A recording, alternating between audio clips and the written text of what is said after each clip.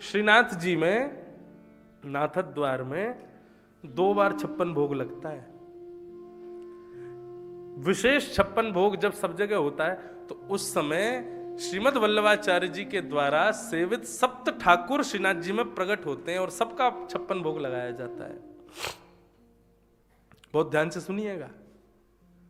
श्रीनाथ जी विराजते हैं, मदन मोहन जी विराजते हैं, नवनीत प्रिया जी विराजते हैं और जितने भी श्री वल्लभाचार्य जी महाराज के द्वारा सेवित सप्त ठाकुर सब पधारते हैं। सबके मध्य में 56 भोग लगता है। खूब नगाड़े बजते हैं, सहनाइयां बजती हैं ठाकुर जी का जब भोग लगता है तो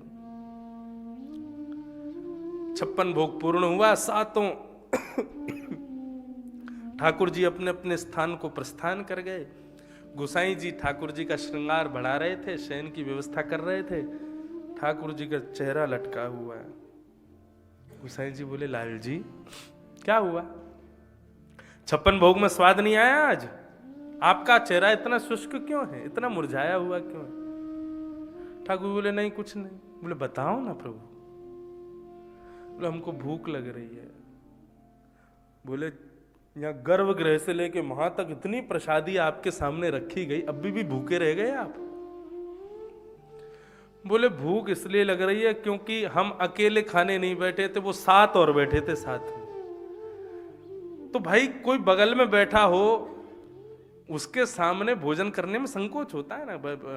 एक ही रोटी पाएंगे, टुकड़ा टुकड़ा करके खाएंगे, प्रेम से नेक सब्जी लेंगे, नेक मिठाई लेंगे। और जो अकेले पाते हैं तो ला धर दे 10 रोटी और ले तोड़े जा रहे हैं, उड़ाए जा रहे हैं। अकेले में तो प्रेम से पाता है व्यक्ति, और 10 लोग बैठे हों तो फिर थोड़ा संकोच होता है।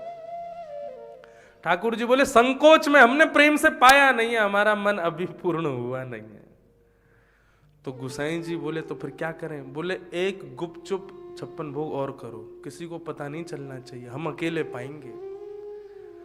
तो फिर शीतकाल का जब समय आता है तो नंगाड़े वाले जो ऊपर अटारियों पर बैठे होते हैं वो नीचे बैठाए जाते हैं, सहनाई वाले कमरे में बैठाए जाते हैं। क्यों? बोले, नंगाड़ा सहनाई बज गया तो बाकियों को पता चल जाएगा 56 भोग हो रहा है, सब आ जाएंगे खाने के लिए, इसलिए कमरे में बैठ के बजाओ, किसी को पता नहीं चलना चाहिए। और अकेले श्रीनाथ जी का 56 भोग लगता है। तब ठाकुर जी कहते हैं, हाँ अब पेट भरा। ऐसे ठाकुर जी भोजन प्रेमी और भक्त तो कह सकता खूब तगड़े भोजन भट्ट हैं। ये जो श्री जगन्नाथ जी 15 दिन के लिए बीमार होते हैं ना, उसके पीछे एक और कारण है। साल भर एक दिन भट्टी नहीं रुकती उनकी। और महाराज दाल चावल जी रहे हैं और ये ला बोला, पूरे दिन पाते रहते हैं। और ऐसा वैज्ञानिक तथ्य भी है, औषधिकार भी कहते हैं, यदि बहु भोजन किया जाए तो पेट जो है गड़बड़ हो जाता है। इसलिए कभी कभी व्यक्ति बीमार हो जाता है तो भोजन की इच्छा प्रकट नहीं होती उसकी। क्यों? क्योंकि पेट में जो जठराग्नि है ना, वो अग्नि खाली पेट रहती है तो अंदर जो बीमारी उत्पन्न हुई है उसको वो अग्नि जलाती है, इसलिए भोजन की इच्छा नहीं होती। इसलिए कई बार पेट के कई रोग होते हैं तो वैद्य मना भी करते हैं, बोले कुछ गरिष्ठ मत खाना, पतला दलिया खाना। क्यों? ताकि अग्नि जो पेट की है वो तुम्हारे अंदर के रोगों को नष्ट कर सके। इसलिए थोड़ा भूखा रहना चाहिए, थोड़ा पेट को रखना चाहिए खाली। कई लोग होते हैं नेक पेट खाली नहीं हुआ तुरंत पा लेते हैं दूसरी चीज, उस अग्नि को जरा भी अंदर के रोगों को नष्ट नहीं करने देते। तो इसलिए ठाकुर जी जगन्नाथ जी बीमार पड़ते हैं। बोले क्यों? साल भर से एक दिन एकादशी के दिन तो और दुगना भात और खाते हैं। तो इसलिए 15 दिन तक ठाकुर जी व्रत करते हैं। बोले क्यों? भोजन नहीं पाएंगे तो हमारा पेट जो है वो ठीक हो जाएगा। बहुत भोजन प्रेमी। तो उस व्यक्ति से कहा, बोले भैया इतनी दूर जाएंगे हम, रास्ते में भोजन पानी क्या होगा? 8 बार भोग लगता है हमारा। उसने कहा, मैं सब खरीद लाऊंगा, आपको भोजन की पूर्ण व्यवस्था करके चलूंगा, जब जब बोलोगे तब तब भोग लगाऊंगा, लेकिन आप चलो।